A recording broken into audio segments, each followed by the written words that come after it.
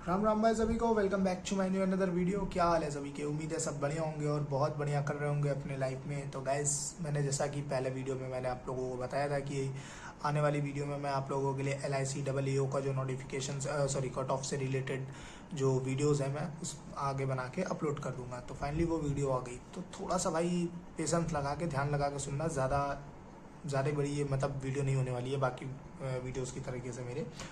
इसमें मैं आप लोगों को पूरी कट ऑफ से रिलेटेड सारी चीज़ें बता दूंगा A to Z। और इसमें आप लोग को 2-3 ऐसे ऐसे इंटरेस्टिंग पॉइंट है जो बहुत अच्छे लगेंगे, जो मैंने शायद वीडियो में कही है कि नहीं, मुझे हाँ आइडिया नहीं है।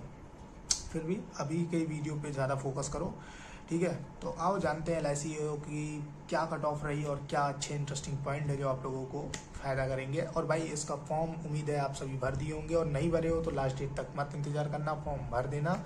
क्योंकि भाई क्या है कि बैंक जैसा सर्वर इसका नहीं चलता है। कभी कभी क्या होता है, साइट स्लो भी रहती है, तो पेमेंट होना फॉर्म भरने में टाइम लग सकता है।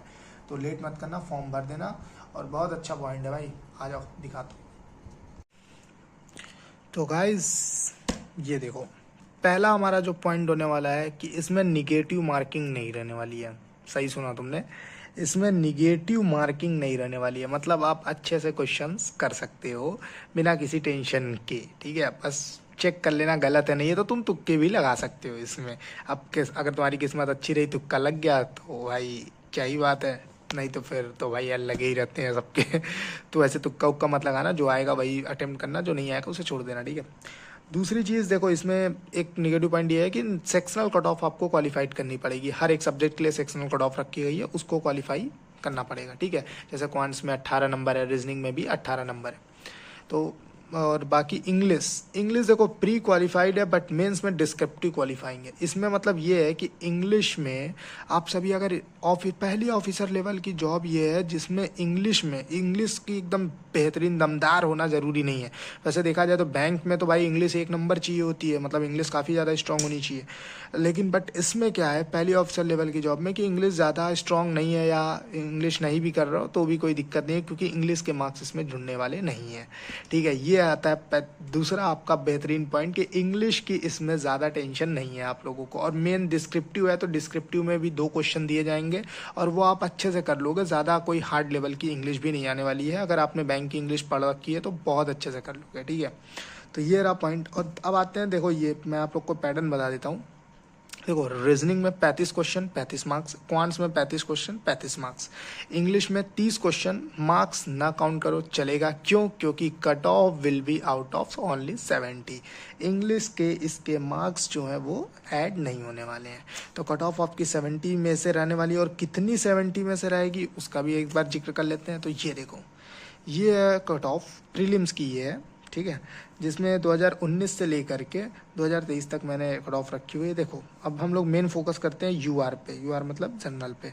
तो जर्नल की कट ऑफ जो रहने वाली है वो 55 रहने वाली है। मतलब 55 मतलब अगर आप इसमें आप 25 नंबर भी क्वांट्स में और 30 नंबर में भी रीजनिंग में कर दे रहे हो, या 25 से प्लस में ही रहना, कोशिश करना 30-30 कर दो, 60 नंबर कर दे रहे हो तो प्री क्वालिफाइड है तुम्हारा, सीधे तुम मेंस पे स्विच कर सकते हो। ये देखो, और ओबीसी की 52 रहने वाली है, और 2019 में 54 थी, 2023 में 52 है, ठीक है? अब रहने वाली क्या है वो तो भाई इस बार आएगा तो ही पता चलेगा। ये मेंस की कट ऑफ है, इसके बारे में हम अभी थोड़ी देर बाद चर्चा करते हैं। अब आते हैं, ये देखो ये हो गई आपकी प्री लेवल की, ठीक है, कट ऑफ।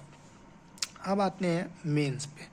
तो देखो भाई, मेंस में क्या पैटर्न रहने वाला है। क्वांट्स में आपको 30 क्वेश्चन दिए गए हैं, जिसमें आपके 90 मार्क्स हैं और 40 मिनट का समय आपको दिया जाएगा। और ये DA DI मैंने क्यों लिखा है, ये है डेटा एनालिस्ट और ये है डेटा इंटरप्रिटेशन। ये मैथ के क्वेश्चंस रहने वाले हैं, ठीक है? रीजनिंग एज इट इज़ रहेगी, 30 question 90 marks 40 minutes. Static GK इसमें रहने वाला है। हाँ, इस चीज़ के लिए आपको थोड़ी मेहनत करनी पड़ेगी, स्टैटिक जीके के लिए। और भाई अगर आप बैंकिंग एस्पिरेंट हो तो करंट अफेयर कर रहे हो, बैंकिंग रेलवे ग्रुप डी के हो तो करंट अफेयर तो आप कर रहे होगे, तो करंट अफेयर का टेंशन आप लोग को नहीं लेना। स्टैटिक्स थोड़ा सा आप लोग को पढ़ना पड़ेगा, जिसके 30 मार्क्स 30 क्वेश्चन और 60 मार्क्स रहने वाले हैं। 20 मिनट का समय आपको इसमें दिया जाएगा। और एक और पॉइंट है जो हम कह सकते हैं इंश्योरेंस अवेयरनेस। भाई देखो, बैंकिंग सेक्टर में प्रीलिम्स में क्या आता है, बैंकिंग अवेयरनेस। तो इंश्योरेंस का है ये, LIC मतलब इंश्योरेंस है, तो इंश्योरेंस का तो आप लोग को पढ़ना ही पड़ेगा। तो इंश्योरेंस अवेयरनेस के 30 क्वेश्चन रखे गए हैं जो कि 60 मार्क्स के होने वाले हैं। 20 मिनट का समय आपको दिया जाएगा। तो इस पे और स्टैटिक जीके पे आपको थोड़ा ज़्यादा मेजर फोकस करना है। और इंग्लिश में ये देखो, डिस्क्रिप्टिव 2 क्वेश्चन रखे जाएंगे, 25 मार्क्स के रहेंगे। क्वालिफाइंग मार्क्स भी मैं बता दूं आपको, ये 10 नंबर सिर्फ क्वालिफाइंग मार्क्स रहेगा, ठीक है। और अगर कर लिया 10 मार्क्स तो आप आराम से ले आ दोगे। और टोटल ये जो मतलब पेपर आता है वो 300 मार्क्स का आता है। 300 मार्क्स में से आपकी कट ऑफ डिसाइड होगी। अब 300 मार्क्स में से कितनी कट ऑफ रही है उसका हम बात कर लेते हैं। ये देखो, ये 2023 की कट ऑफ, और ये है UR की 223 नंबर UR की कट ऑफ रहने वाली है, ठीक है। और OBC की 164 और EWS की 198, मतलब 225 नंबर आपके सेफ हैं आराम से 300 में से। और जिसमें आपको इंग्लिश का ज़्यादा इशू नहीं लेना है। आप अगर अब ये आप जो है क्वांट्स तो आप मचा ही रहे होगे, धूमधाम अच्छे से कर सकते हो। रीजनिंग भी आप तड़ाके से कर ही लोगे भाई।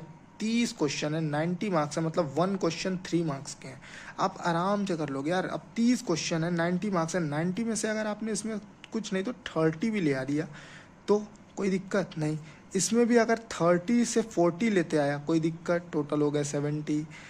स्टैटिक्स और करंट अफेयर में मैं कह रहा हूँ आपके 60 मार्क्स हैं, 60 में से आप कुछ नहीं तो 20 मार्क्स तो ले आ दोगे, ये आ गया 90, ठीक। अब इंश्योरेंस अवेयरनेस आप बहुत अच्छा पढ़ के जाओगे तो भी 60 मार्क्स हैं, 60 में से आप 30 to 40 तो ले आ ही सकते हो आराम से, ठीक है। तो आपके अच्छे खासे मार्क्स मतलब बन जाएंगे। तो ऐसे कर करके आप आराम से करना। डिस्क्रिप्टिव में 10 नंबर क्वालिफाइंग है, 25 मार्क्स के हैं, 25 मार्क्स के ऊपर आप कितना भी ला सकते हो, और आराम से आप कुछ नहीं तो 15 नंबर तो आप आराम से ले ही दोगे इसमें, ठीक है। तो इस तरीके से बाइफिकेशन करके मैं क्या बोल रहा हूँ, बाइफिकेशन करके आप अपने मार्क्स को, अपने चीज़ों को काउंट करके अच्छे से अपना ले आना, ताकि भाई 225 नंबर तक आप सेफ प्ले कर सकते हो 300 में से, ठीक है। इन सब के बाद एक लास्ट फेज आपका आएगा इंटरव्यू का, जो 60 मार्क्स के इंटरव्यू इसमें कंडक्ट कराए जाएंगे। उसके बाद आपकी ओवरऑल कट ऑफ आएगी, देन आपका हो चुका होगा सिलेक्शन।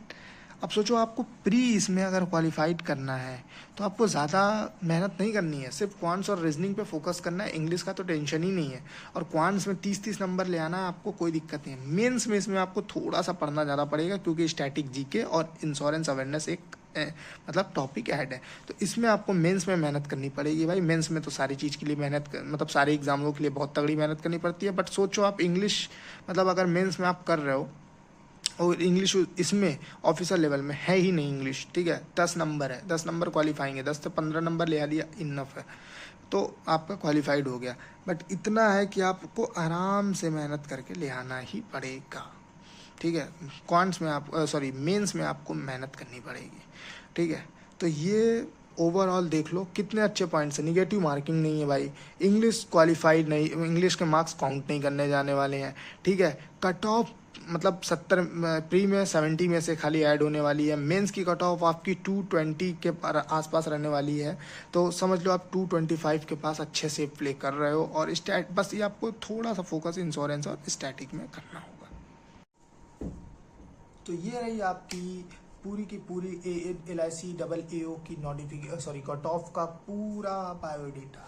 क्या अच्छे पॉइंट्स हैं, क्या थोड़े से टफ पॉइंट है, किस पे आपको काम करना चाहिए, किस पे आपको काम कम करना चाहिए, वो सारी चीज़ें मैंने आपको इस वीडियो में बता दी। आई होप कि आप सभी को ये वीडियो काफ़ी इन्फॉर्मेटिव लगी होगी। आपको इससे बहुत अच्छा आइडिया पैटर्न मिल जाएगा। एकदम सिंपल लैंग्वेज में मैंने बताई है, ज़्यादा कुछ नहीं किया। हाँ, बीच बीच में मैं थोड़ा सा बोलने में हिस जा रहा हूँ या फंस जा रहा हूँ, तो उसके लिए भाई मैं आप सभी से क्षमा चाहता हूँ। और इस चीज़ को भी मैं जल्दी से दूर कर लूँगा, और आप लोगों को और ऐसे इन्फॉर्मेटिव वीडियोस और इन्फॉर्मेटिव इन्फॉर्मेशन के लिए जुड़े रहिए हमारे वीडियोस के साथ। और वीडियो अगर पसंद आए, इतना आपने देख ही लिया है, तो थोड़ा सा लाइक शेयर सब्सक्राइब जरूर से कर देना, ठीक है। और अगर आप लोगों को कोई डाउट हो तो कमेंट डाउन कर सकते हो आप, मैं उस डाउट पे भी वीडियो बना दूंगा। या और भी कोई आप लोग के माइंड में एग्ज़ाम है, टारगेट है, गोल, और कोई भी वीडियो किसी भी टॉपिक ओरिएंटेड वीडियो चाहिए तो कमेंट डाउन कर देना, मैं उस पर भी आप लोगों की वीडियोस को बना दूंगा, ठीक है। देखो भाई, इसमें सबसे बढ़िया ये है कि आप पहले ऐसे ऑफिसर लेवल की जॉब के लिए जा रहे हो, ठीक है, जो आप लोग जो जिसमें इंग्लिश बहुत कम है, ठीक है। क्वांट्स का जब आप बैठ के देखोगे ना उसका सिलेबस, तो वो भी बहुत आसान है। जैसा बैंकिंग सेक्टर का सिलेबस है वही सेम सेक्टर का सिलेबस है, और वही से ही क्वेश्चन आने वाले हैं। तो आप लोग अगर पढ़े हो, अच्छा खासा लेवल तैयार है, तो भाई ये जॉब तो आप आराम से ले सकते हो। और इसमें सैलरी मैंने बताई भाई, बैंक मैनेजर से थोड़ी सी ज़्यादा ही सैलरी इसमें आप लोगों को प्रोवाइड की जाएगी, और एक अच्छी रेप्यूटेड जॉब भी है। तो भाई जो भी समय है अपना नुकसान मत करो, बिल्कुल इधर मत सोचो क्या होगा क्या नहीं। लगातार एग्जाम्स लगे हुए हैं, मेहनत प्रैक्टिस करते रहो, मेहनत करते रहो, और एग्ज़ाम को किसी भी तरीके से एक एग्ज़ाम फोड़ दो। क्योंकि भाई एक एग्ज़ाम अगर तुमने फोड़ दिया ना, तो तुम्हारी आगे 60 साल की ज़िंदगी बदल जाएगी, समझ लो। एक एग्ज़ाम फोड़ने से बहुत सारी चीज़ें यार, बहुत सारी चीज़ें सोचो जो जो तुमने बर्दाश्त किया होगा यार, ताने और बातें, कितनी गहरी गहरी बातें लोग कहते हैं, और तुमको बर्दाश्त करना पड़ता है। क्यों? क्योंकि तुम्हारे पास अभी कुछ है नहीं बताने के लिए, और तुम एक एग्ज़ाम क्वालिफाई कर देते हो, और सोचो तुम कितना आगे निकल जाते हो। तो अगर अभी तो फिलहाल ये कुछ भी चीज़ें सोचने का टाइम नहीं है, कुछ भी चीज़ें और करने का टाइम नहीं है। सिर्फ लाइब्रेरी में बैठना है, बैठ के पढ़ना है, प्रैक्टिस करनी है, गोल टारगेट सामने दिख रहा है, उस पर ज़बरदस्त मेहनत करनी है, कंसिस्टेंसी बनाए रखना, डिसिप्लिन बनाए रखना, इसको ब्रेक मत होने ना। कंसिस्टेंसी और डिसिप्लिन में भाई देखो अंतर है, कंसिस्टेंसी से ही डिसिप्लिन से कंसिस्टेंसी बनती है, और कंसिस्टेंसी से डिसिप्लिन बनता है, ठीक है। तो भाई डिसिप्लिन बनाना इतना आसान नहीं होता है, सब कोई नहीं कर पाता है। अगर तुमने ये टारगेट लिया है, तुमने अपनी पढ़ाई पे टाइम दिया है, तुम पढ़ाई पे टाइम दे रहे हो, तो समझ लो तुम आज परेशान हो सकते हो, बट कल तुम्हारा बहुत अच्छा है। अगर सामने जो तुम्हें दिख रहा है, जो मज़े करते हुए दिखा रहा होगा, तुम्हारा तो कोई फ्रेंड होगा, तुम्हारी कोई एक्स होगी या गर्लफ्रेंड होगी या कोई भी होगा, तो वो तुम्हें दिखा रहा होगा मज़े करते हुए, तो तुम उसके लाइफ से डीमोटिवेट मत होना। हमेशा मोटिवेट हो के अपनी मेहनत पे भरोसा रखना, अपने आप पे भरोसा रखना। एक दिन तुम खुद बदल दोगे सारी चीज़ें, तुम ही बदलोगे, तुम ही करोगे, ठीक है। बाकी मिलते हैं आप लोग से अनदर वीडियो में, तब तक के लिए राम राम भाई सभी को। अपना ख्याल रखना, अच्छे से तैयारी करना, और तबीयत सारी चीज़ें ध्यान दे के पढ़ाई करना, ठीक है। बिल्कुल कोई भी स्ट्रेस लेने की ज़रूरत नहीं है, अपॉर्चुनिटी भरपूर है, बस तुमको धावा बोलना है, ठीक। तो मिलते हैं आप लोग से अनदर वीडियो में।